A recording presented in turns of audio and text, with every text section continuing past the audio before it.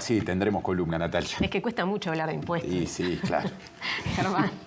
Bueno, retomamos entonces, estamos analizando las particularidades de esta rendición de cuentas, que en primer lugar es de las primeras rendiciones que se hacen en un contexto de recuperación económica. No solamente si consideramos la anterior, sino también en los últimos años siempre había sido una economía con problemas de estancamiento. Así que esto, por un lado, es una rendición particular porque se da en un contexto de recuperación económica y eso siempre alienta más demandas, ¿sí? Por parte tanto de la oposición como también del oficialismo. La segunda particularidad es que a medida que avanza el periodo de gobierno, la economía política, ¿sí?, empieza a jugar también su papel y eso es particularmente relevante en el caso de los gobiernos de coalición. Básicamente eso supone que vos en una coalición tenés que satisfacer un abanico más amplio de demandas porque justamente tenés varios socios y eso en general supone mayor gasto o de alguna manera menores impuestos. Y además, a medida que nos acercamos hacia el final de la administración, también los distintos socios tienen incentivos a separarse del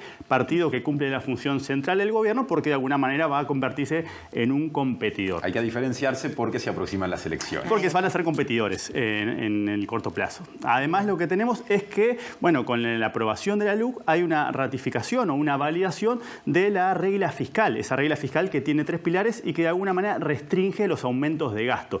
Y por otro lado, lo que tenemos también es una promesa vinculada a la rebaja de impuestos. Entonces, en ese contexto, lo que tenemos en la primera placa, además de ese primer paneo, es lo que ha venido pasando en los últimos 2 años. Este es lo que se desprende del último informe del Laboratorio Fiscal y Tributario del Centro de Investigaciones, que establece que justamente en los últimos 2 años ha habido un aumento de la presión impositiva equivalente a un punto porcentual del PIB. En particular, lo que va a ser relevante para nuestro análisis tiene que ver con la eliminación de la rebaja del IVA, ese 2% que se eliminó, lo que supone un aumento de la recaudación, y lo mismo con lo que tiene que ver con el IRPF, categoría trabajo, y con el IAS, y acá es donde nos vamos a meter justamente porque hoy trascendió que una senadora del Partido Nacional mencionó que el presidente había pedido incluir en la rendición de cuentas, ¿sí?, un aumento del mínimo no imponible para el IRPF. ¿Con qué objetivo? Con el objetivo de aliviar la situación, comillas, de la clase media-baja. Ese pedido que trascendió, Germán, y ya vamos a la profundización, se dio horas después de una reunión entre el presidente y la bancada del Partido Nacional. Es decir, que ha habido también diálogos en privado al respecto. Con la particularidad, además, que cuando se le preguntó por el rol del Ministerio en esa reunión, no había gente del Ministerio de Economía que, aparte, había dicho que esta rendición no iba a tener un incremento del gasto. Lo que está sucediendo es que justamente se están empezando a desviar y eso empieza a generar este tipo de fricciones. Entonces, se anunciaron reuniones con los ministerios sucesivas. Exactamente, pero dado el marco y la nueva fiscalidad que fue promovida a partir de la LUC, el Ministerio de Economía es clave a la hora de este tipo de consideraciones. Entonces, este es el panorama que tenemos hasta hoy, analizado desde el punto de vista del cumplimiento o no cumplimiento del compromiso de rebajar los impuestos. Si ahora analizamos lo que tenemos en la segunda placa, vamos a volver sobre un tema que ya hemos discutido, que justamente es lo que están planteando hoy por hoy, aumentar el mínimo no imponible para las franjas del IRPF. ¿Se acuerdan que hace un tiempo, durante muchos años lo que se hizo fue ajustar las franjas del IRPF y del IAS, ¿sí?, por el IPC, en el entendido de que si una persona gana más en términos reales, en mayor capacidad de compra, bueno, paga más impuestos. Los últimos 2 años ese criterio se modificó y pasó a justamente ajustarse por el índice medio de salarios. Si analizamos lo que pasó en estos 2 últimos 2 años, es justamente el índice medio de salarios creció por debajo de la inflación. Esa diferencia es justamente lo que pauta la caída del salario real, pero también tiene incidencia sobre hasta cuál es el alcance del IRPF, porque ajustar por el que aumenta menos, esto es entreverado, pero de vuelta, ajustar por el que aumenta menos es equivalente justamente a aumentar las alícuotas del impuesto. Es, de alguna manera, agrandar el calderín y eso supone un aumento de la recaudación, porque el mínimo no imponible hoy por hoy es menor del que habría sido si se hubiese mantenido el criterio original.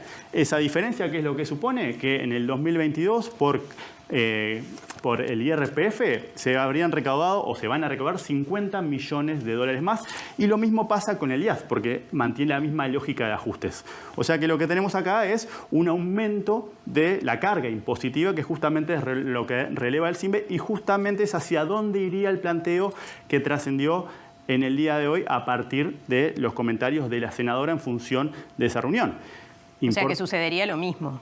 Lo que tendrías es, podrías volver a desandar el camino. La diferencia que tenés entre esos dos topes, ¿sí?, es 1.200 pesos.